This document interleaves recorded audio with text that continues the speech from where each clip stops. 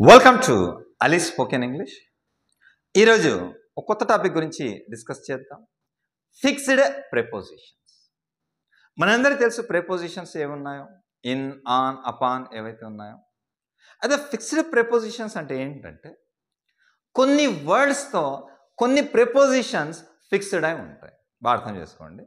కొన్ని వర్డ్స్తో కొన్ని prepositions already fixed అయి ఉంటాయి. ఆ పదాలతో ఆ వర్డ్స్తో వాటికి ఫిక్స్ చేసిన ప్రిపోజిషన్స్ తప్ప వేరేవి మనం ఉపయోగించరాదు. కాబట్టి వీటిని ఏమంటాం మనం? ఫిక్స్డ్ ప్రిపోజిషన్స్ అంటాం.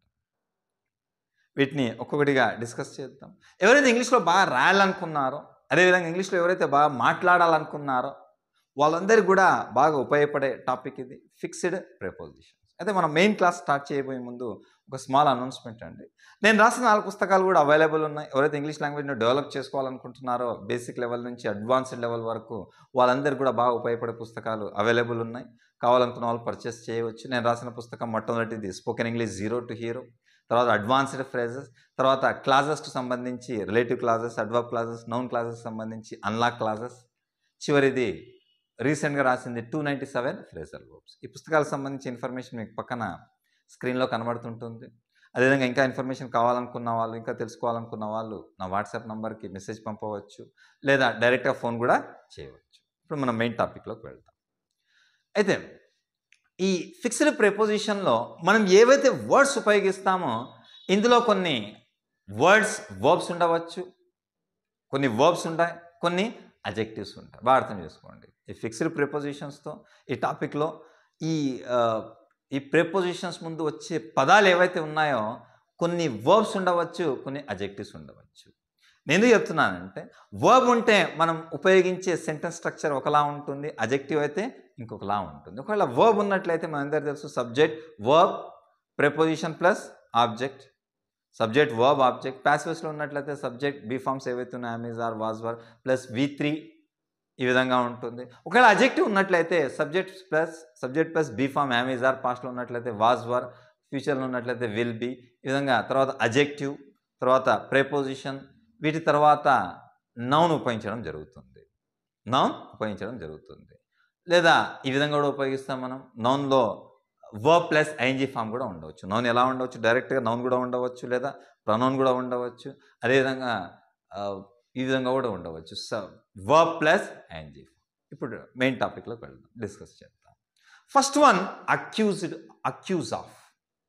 అక్యూజ్ ఆఫ్ అనేది వర్బ్. దీని అర్థం ఏంటంటే ఒకరు ఒక తప్పు పని చేశారు అని ఆరోపించడాన్ని, ఒకరు ఒక తప్పు పని చేశాడు అని చెప్పడాన్నే అక్యూజ్ ఆఫ్ అంట. బాగా అర్థం చేసుకోండి. ఒకరు ఒక తప్పు పని చేశారు, దొంగతనం చేశారు, లేదా ఎవరైనా చీటింగ్ చేశారు, ఇంకేదైనా చేశారు అని చెప్పడానికి అక్యూజ్ ఆఫ్ అంటారు.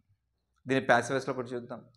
అతడు దొంగతనం చేశాడని చెప్పి అతనిపైన ఆరోపించడం జరిగింది ప్యాసివ్ వాయిస్లో. He was accused of stealing money. అతడు డబ్బును దొంగతనం చేశాడని చెప్పి ఆరోపణ ఉంది అతనిపైన. He was accused of stealing money. Present పర్ఫెక్ట్లో హ్యాస్ బీన్ వాడతాం. He has been accused of stealing money. ప్రజెంట్లో యామ్ ఈజ్. అతడు చీట్ చేశాడని చెప్పి అతనిపైన ఆరోపణ ఉంది. హీ హ్యాస్ బీన్ లేదా he was accused of cheating. అతడు ఎగ్జామ్లో చీటింగ్ చేశాడని ఆరోపణ ఉంది. He was accused of cheating on the exam. అదేవిధంగా మనం యాక్టివ్ వాయిస్లో కూడా వాడవచ్చు. అతడు నేను అబద్ధం ఆడానని అతడు నా పైన ఆరోపణ చేశాడు. ఇక్కడ అక్యూజ్కి ఆఫ్కి మధ్యలో ఆబ్జెక్టివ్ ప్రొనౌన్ ఉపయోగించడం జరుగుతుంది. He accused me of lying. అతడు దొంగతనం చేశారని చెప్పి వాళ్ళు ఆరోపించారు. They accused of him stealing. అతడు రాబరీ చేశారని అతనిపైన ఆరోపణ ఉంది. ప్యాసివ్ వాయిస్లో he was accused of robbery. అర్థమైంది? అదేవిధంగా మనం విధంగా కూడా చెప్పవచ్చు, నన్ను అక్యూజ్ చేయొద్దు, నా మీద ఆరోపణ చేయొద్దు. డోంట్ అక్యూజ్ మీ ఆఫ్, నేను దొంగతనం చేశానని ఆరోపణ చేయకండి. Don't accuse me of stealing money. అర్థమైంది కదండి? ఈ విధంగా అక్యూజ్ ఆఫ్ అంటారు. యాక్టివ్ వాయిస్లో ఉపయోగించండి, ప్యాసివ్ వాయిస్లో కూడా ఉపయోగించవచ్చు. తర్వాత అడిక్టెడ్ టు అంటే వ్యసనానికి బానిస అవ్వడం. ఏదైనా సరే వ్యసనానికి బానిస అవ్వడాన్ని అడిక్షన్ అంటాం. ఇది ఒక అజెక్టివ్. ఇది అంటే కింద ఉన్న స్ట్రక్చర్ ఉపయోగిస్తాం. ఇక్కడ మనకి స్క్రీన్లో కనబడే కింద ఏదైతే స్ట్రక్చర్ ఉందో వాటిని ఉపయోగించడం జరుగుతుంది. ఉదాహరణకు చూద్దాం. అతడు స్మోకింగ్కి అడిక్ట్ అయ్యాడు. He is addicted to smoking. Is addicted to smoking. అతడు ఆల్కహాల్కి అడిక్ట్ అయ్యాడు. He is addicted to alcohol. అతడు ప్లేయింగ్ కార్డ్స్ ఆడడానికి అడిక్టెడ్ అయ్యాడు. He is addicted to playing cards. మనం చూస్తుంటాం కొంతమంది చాలామంది ఏం చేస్తారంటే స్టార్టింగ్లో ఫన్ కోసం తాగడము, స్మోకింగ్ చేయడం చేస్తారు. కానీ తర్వాత వాళ్ళు దానికి అడిక్ట్ అవుతారు. ఈ విధంగా చెప్పడానికి కూడా మెనీ కాదు, some people smoke and take alcohol for fun, but later they will be addicted to them. స్టార్టింగ్లో ఫన్ కోసం చేస్తారు, తర్వాత ఏమవుతుంది వాళ్ళకి అది వ్యసనంగా మారిపోతుంది. He's addicted to smoking, he's addicted to playing cards, ఇలా ఏదైనా వాడవచ్చు. ఇది ఒక అడ్జెక్టివ్ అండి. తర్వాత అఫ్రైడ్ ఆఫ్, స్కేర్డ్ ఆఫ్, ఇది ఒక అడ్జెక్టివ్. అదే సరే భయపడడం. అఫ్రైడ్ అంటే మామూలుగా భయపడడం, స్కేర్డ్ అంటే ఎక్కువ భయం, వనకడం. ఈ విధంగా ఎక్కువ భయపడుతున్నట్లయితే స్కేర్ ఆఫ్ ఉపయోగిస్తాం. ఉదాహరణకు అతడికి చీకటి అంటే భయం. He is afraid of the dark. అతడికి హైట్స్ ప్లేసెస్ చూసినట్లయితే అది భయపడతాడు. He is afraid of the heights. He is scared of the heights.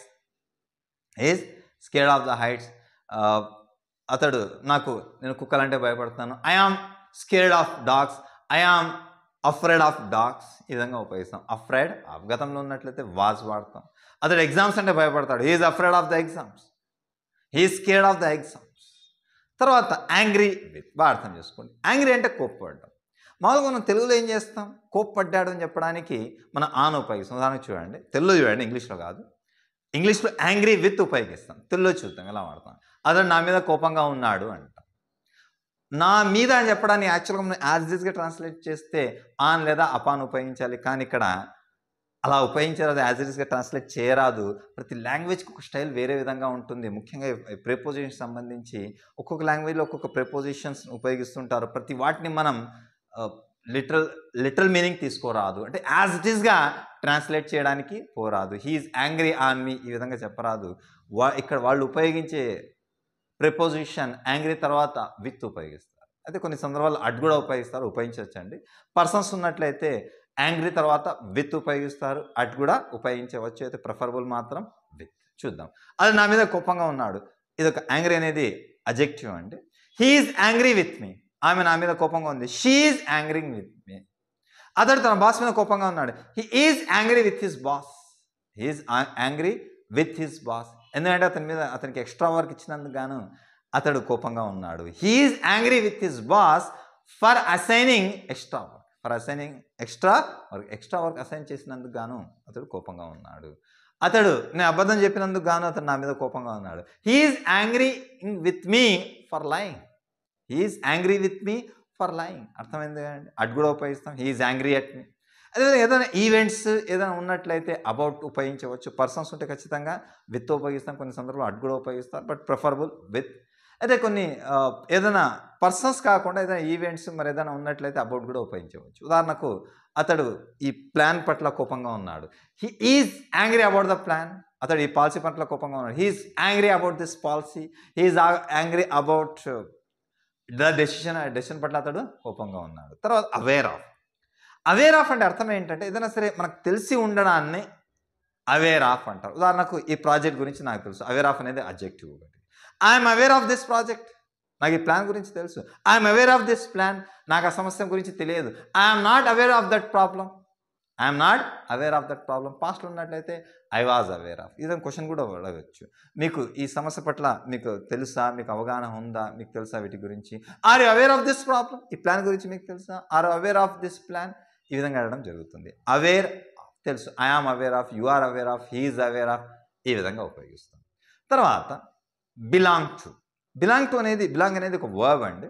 నేను ఈ ప్రాంతానికి చెందిన వాడిని అని చెప్పడానికి బిలాంగ్ అనే పదాన్ని వాడతాం. ఇంకో ముఖ్యమైన విషయం అండి, ఈ బిలాంగ్ని కంటిన్యూస్ టెన్స్లో వాడరమండి. ఐ ఆమ్ బిలాంగింగ్ టు అని చెప్పాము. ప్రజెంట్ టెన్స్లో, పాస్ట్ టెన్స్లో, సింపుల్ ప్రజెంట్, సింపుల్ పాస్ట్లో వాడడం జరుగుతుంది. ఉదాహరణకు నేను ఇండియాకి చెందిన వాడిని. I belong to India. అతడు కర్ణాటకకి చెందినవాడు. He belongs to Karnataka. ఆమె తమిళనాడుకు చెందింది. She belongs to Tamil Nadu. అర్థమైంది కదండి. బిలాంగ్ టు అంటే చెంది ఉండడం. తర్వాత క్యాపబుల్ ఆఫ్. ఏదైనా సరే సామర్థ్యం కలిగి ఉండడాన్నే క్యాపబుల్ ఆఫ్ అంటారు. ఇది ఒక అడ్జెక్టివ్ అండి. సామర్థ్యం కలిగి ఉండడాన్ని ఒక పని చేయడానికి సామర్థ్యం కలిగి ఉంది అని చెప్పడానికి క్యాపబుల్ ఆఫ్ ఉపయోగించడం జరుగుతుంది. క్యాపబుల్ ఆఫ్ తర్వాత నౌన్ ఉపయోగించడం జరుగుతుంది. నౌన్లో వర్బ్ ప్లస్ ఐఎన్జీ కూడా ఉపయోగించవచ్చు, నౌన్ ఫామ్ జెరండ్ లాగా చూద్దాం. నాకు ఈ ప్రాబ్లం సాల్వ్ చేసే క్యాపబిలిటీస్ నా దగ్గర ఉంది. I am capable of solving this problem. నాకు జాబ్ పొందే క్యాపబిలిటీస్ ఉన్నాయి. I am capable of getting the job. అతడికి ఈ ప్రాబ్లం సాల్వ్ చేసే కెపాసిటీ ఉంది. He's capable of solving this problem. వాళ్ళు గేమ్ను విన్ చేసే కెపాసిటీ వాళ్ళ దగ్గర ఉంది. They are capable of winning the game. అర్థమైంది కదండి. Capable of, I'm capable, you are capable, he's capable, she's capable, they are capable. తర్వాత కంగ్రాచులేట్, అభినందించడం. ఎవరైనా గెలిచారు, ఏదైనా సాధించారని చెప్పేటప్పుడు కంగ్రాచులేట్ అంటారు. ఇక్కడ మనం ఉపయోగించేది కంగ్రాచులేట్ తర్వాత ఆన్. Congratulate on. ఒకరి సక్సెస్ పైన మనం కంగ్రాచులేట్ చేస్తూ ఉంటాం. అతడు సక్సెస్ సాధించినందుకు గాను నేను అతన్ని కంగ్రాచులేట్ చేశాను. I congratulated him. కంగ్రాచులేట్కి ఆన్కి మధ్యలో ఆబ్జెక్టివ్ ప్రొనౌన్ వాడతాం. I congratulated him on his success. వాళ్ళు గెలిచినందుకు గాను నేను వాళ్ళని కంగ్రాచులేట్ చేశాను. I congratulated them on winning the game. అతనికి నాకు అవార్డు వచ్చినందుకు గాను అతడు నన్ను కంగ్రాచులేట్ చేశాడు. He congratulated me on my success, on winning the competition, on getting a prize, on winning the prize. ఈ విధంగా ఉపయోగిస్తాం కంగ్రాచులేట్ ఆన్. తర్వాత కేర్ ఫర్, జాగ్రత్తగా చూసుకోవడం. We care for our parents. మేము మా పేరెంట్స్ని జాగ్రత్తగా చూసుకుంటాం. He cares for his parents. ఈ విధంగా ఉపయోగిస్తాం. తర్వాత కన్సిస్ట్ ఆఫ్. అంటే అర్థం ఏంటంటే ఏదైనా సరే కలిగి ఉండడాన్నే కన్సిస్ట్ ఆఫ్ అంటాం. కలిగి ఉండడాన్ని వర్బ్ ఇది. కేర్ ఫర్ అనేది కూడా వర్బే అండి. కన్సిస్ట్ ఆఫ్ ఇది కూడా వర్బే. ఇప్పుడు చూద్దాం. ఈ చాప్టర్ 5 టాపిక్స్ను కలిగి ఉంది. This chapter consist of 5 topics. ఆ టీమ్ 7 మెంబర్స్ను కలిగి ఉంది. The team consists of 7 members. The team consists of 7 members. Consist అంటే సింపుల్గా కలిగి ఉండడం. తర్వాత డీల్ విత్, వ్యవహరించడం. డీల్ విత్ తర్వాత పర్సన్ ఉపయోగించడం జరుగుతుంది. ఇది ఒక వర్బ్ ఫామ్. ఇది నేను అతనితో డీల్ చేస్తాను, వ్యవహారం చేస్తాను. I deal with him. నేను బిజినెస్ సంబంధించిన డీల్ చేస్తాను. I deal with him regarding business. వాళ్ళు నాతో డీల్ చేస్తారు. They deal with me. He deals with me. తర్వాత డిపెండ్ ఆన్. మనందరికీ తెలుస్తుంది డిపెండ్ తర్వాత ఆన్ ఉపయోగిస్తాను. ఆధారపడి ఉండడం. నేను నా పేరెంట్స్ పైన డిపెండ్ ఉన్నాను. I depend on my parents. అతడు ఆర్గనైజేషన్ మీద డిపెండ్ అయి ఉన్నాడు. He depends on the organization. తర్వాత డెడికేట్ అంటే సమర్పించడం, అంకితం చేయడం ఏదైనా కానీ మనం చూస్తుంటాం. ఇది ఫార్మల్ వర్డ్ అండి. ఇది ఒక డెడికేట్ అనేది వర్బ్. మనం జనరల్గా చూస్తుంటాం. నేను ఎవరైనా గెలిచినప్పుడు ఇదే చెప్తుంటారు, నేను ఈ ప్రైజ్ను మా పేరెంట్స్కి అంకితం చేస్తున్నాను.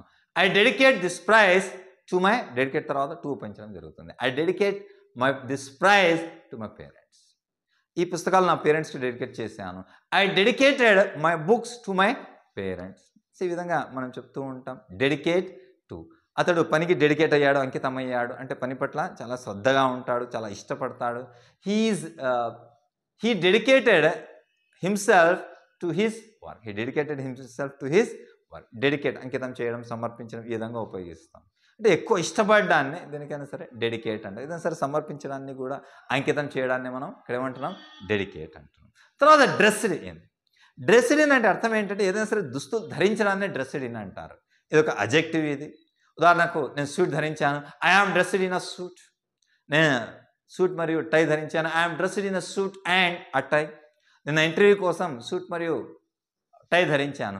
I was dressed in a suit and a tie for the interview yesterday. పిల్లలు ఇట్ వాజ్ వెరీ కోల్డ్, చాలా చల్లగా ఉండడం వల్ల they were dressed in warm clothes. వాళ్ళు వార్మ్ క్లోత్స్ ధరించారు. Yesterday they were dressed in warm clothes because it was cold yesterday. చాలా కోల్డ్గా ఉండడం వల్ల వాళ్ళు వార్మ్ క్లోత్స్ ధరించారు. తర్వాత ఎంగేజ్డ్ టు. ఎంగేజ్ అనే పదంతో ఈన్ ఉపయోగిస్తాం. అదేవిధంగా కొన్ని సందర్భాల్లో టు కూడా ఉపయోగిస్తాం. ఎంగేజ్ ఇన్ అంటే అర్థం ఏంటంటే ఒక పనిలో నిమగ్నమై ఉండడం, ఒక పనితో బిజీ అయి ఉండడాన్ని ఎంగేజ్డ్ ఇన్ అంటారు. ఇప్పుడు చూద్దాం. నేను క్లాస్ రూమ్ యాక్టివిటీస్తో బిజీగా ఉన్నాను, వాటిలో నిమగ్నమై ఉన్నాను, ఆ పనులు నేను చేస్తున్నాను ప్రజెంట్లో. ఇది ఒక అడ్జెక్టివ్. ఇది I am engaged in classroom activities. అతడి యొక్క పనిలో నిమగ్నమై ఉన్నాడు. He is engaged in his business, in his work. ఆమె స్టడీస్లో ఎంగేజ్ అయి ఉంది. She is engaged in her studies. నువ్వు ఫోన్ చేసినప్పుడు నేను మీటింగ్లో ఎంగేజ్ అయి ఉన్నాను, బిజీగా ఉన్నాను, ఆ వ్యవహారాల్లో ఉన్నాను. I was engaged in the meeting when you called. తర్వాత ఎంగేజ్డ్ టు అంటే నిశ్చితార్థం అవ్వడాన్నే ఎంగేజ్డ్ టు అంటారు. హీఈస్ ఎంగేజ్డ్ టు హర్, అతడికి ఆమెతో నిశ్చితార్థం అయింది. She is engaged to her, వాళ్ళిద్దరికి ఎంగేజ్మెంట్ అయింది. They both are engaged to be married, marriage చేసుకుని వాళ్ళిద్దరు కూడా ఎంగేజ్ చేసుకున్నారు. సో అర్థమైంది అండి. తర్వాత ఫేమస్ ఫర్, ఏదైనా సరే ఒక ప్లేస్ కావచ్చు, మరేదైనా కావచ్చు, ఒక దానికి ప్రసిద్ధి చెందింది అని చెప్పడానికి ఫేమస్ ఫర్ అంటాం. ఇది ఒక అడ్జెక్టివ్ అండి. ఉదాహరణకు ఈ హోటల్ అనేది డెలిషియస్ ఫుడ్కి ప్రసిద్ధి చెందింది, మంచి రుచికరమైన ఆహారానికి ప్రసిద్ధి చెందింది. This hotel is delicious for this hotel is famous for delicious food. ఈ సిటీ ఏదైతే ఉందో హిస్టారికల్ మోనుమెంట్స్కి, చారిత్రకమైన చిహ్నాలకు ప్రసిద్ధి చెందింది. This city is famous for historical monuments. ఈ ఊరు అనేది, ఈ విలేజ్ అనేది స్వీట్స్ అంటే ఇక్కడ బాగా స్వీట్స్ చేస్తారు, వాటికి ప్రసిద్ధి చెందింది. This village is famous for sweets. ఆ పార్క్ మంచి గార్డెన్కి ప్రసిద్ధి చెందింది. The park is famous for it's garden. Park is famous for it's garden. Famous for garden, famous for ఏదైనా కావచ్చండి. దేంతో అయితే ప్రసిద్ధి చెందామో వాటిని చెప్పడానికి ఫేమస్ ఫర్ అంటాం. అదేవిధంగా the Taj Mahal is famous for it's beauty. తర్వాత ఫెడప్. ఫెడప్ అంటే విసుగు చెందడాన్ని ఫెడప్ అంటాం. ఫెడప్, నేను వాటితో విసుగు చెందాను, ఇది ఒక అడ్జెక్టివ్ అండి. ఐఎమ్ ఫెడప్ విత్ హిమ్, నేను అతనితో విసుగు చెందాను, నేను నా పనితో విసుగు చెందలేదు. I'm not fed up with my work.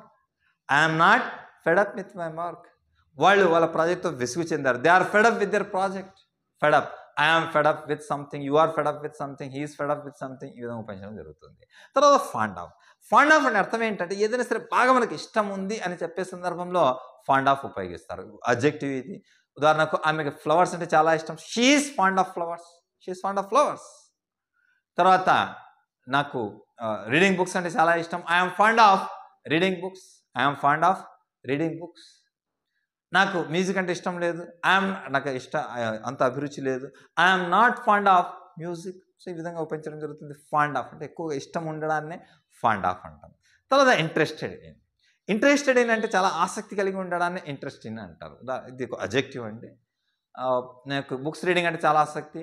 I'm very interested in book readings. I'm very interested in book reading. అతనికి ఆటలు ఆడడం అంటే చాలా ఇష్టం. He's very interested in playing games. So చివరిది జెలస్ ఆఫ్. జెలస్ ఆఫ్ అంటే అర్థం ఏంటంటే, జెలస్ తర్వాత ఆఫ్ ఉపయోగిస్తున్నాం. ఇక్కడ జెలస్ ఆఫ్ అంటే అసూయ చెందడం దేన్నైనా సరే. అతడు నన్ను చూసి అసూయ చెందుతాడు. He is jealous of me. అతడు వాళ్ళని చూసి జెలస్ చెందుతాడు. He is jealous of them. నేను అతన్ని ప్రాపర్టీని చూసి జెలసీ ఫీల్ అవుతాను. I am jealous of his property. I am jealous of his success. Success చూసి నేను జెలస్ ఫీల్ అవుతాను. I am jealous of his success. నేను అతని సక్సెస్ని చూసి జెలస్ ఫీల్ అవ్వడం లేదు. I am not jealous of his success. So అర్థమైంది కదండి. ఇవి ఇక్కడ మీకు కనబడే ఏ వర్డ్స్ అయితే ఉన్నాయో ఇందులో కొన్ని వర్బ్స్ ఉన్నాయి, ఇందులో కొన్ని అడ్జెక్టివ్స్ కూడా ఉన్నాయి. అవి అర్థం చేసుకున్నట్లయితే ఈ టాపిక్ మీకు బాగా అర్థమవుతుంది. ఇవన్నీ కూడా చాలా ఈజీ అండి. I hope you understood. Thank you. Thanks for watching.